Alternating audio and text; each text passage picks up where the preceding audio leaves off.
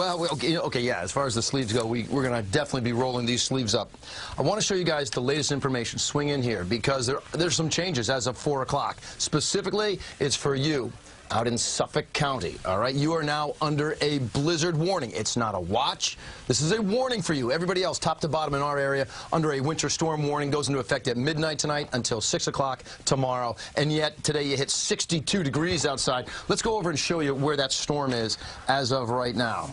It's funny, Maurice, you asked me, you know, are the sleeves up? I should have had them up, because Giorgio and I have been over these computers all afternoon.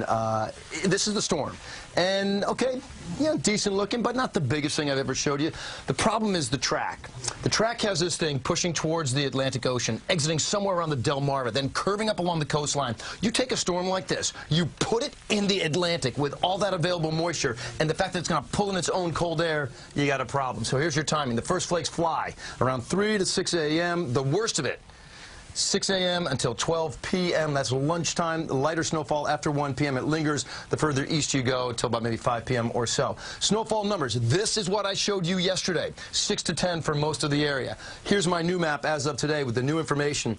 I got to bump up, especially East End, 10 to 14 plus. Wouldn't be surprised to see a 16 to 18 out there. It's not an impossibility. And I've also got what I'm calling these leopard spots. That could migrate a little further to the west, and then widespread 6 to 10 still.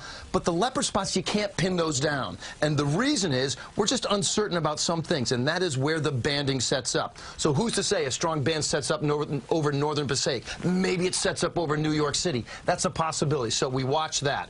Hourly snowfall rates. Is it going to be an inch an hour? They're even talking about the possibility for 3 inches an hour. I cannot tell you the last time I've seen 3 inches of snowfall in an hour here in New York City. But that's the kind of activity they're talking about. Where that low sets up is key. I showed you those red arrows where I believe it's going to be setting up, and right now the confidence is pretty high with that, but that's never set in stone. So let's watch it.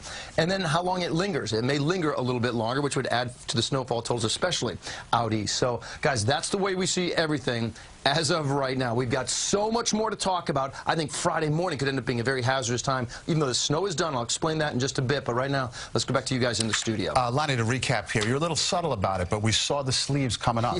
Yeah, you know, if they were Velcro, Mo, I'd pull them right off. But listen, this one's got the potential. When you get a day where you're 62 degrees, you want vertical volatility in our atmosphere to bring about a strong storm. Hot air, 62 degrees, that rises. Those temperatures are going to crash so fast, that air is going to drop so quickly. I'm telling you, there's going to be a strong system that's brewing. Is it the biggest storm we've ever had? No.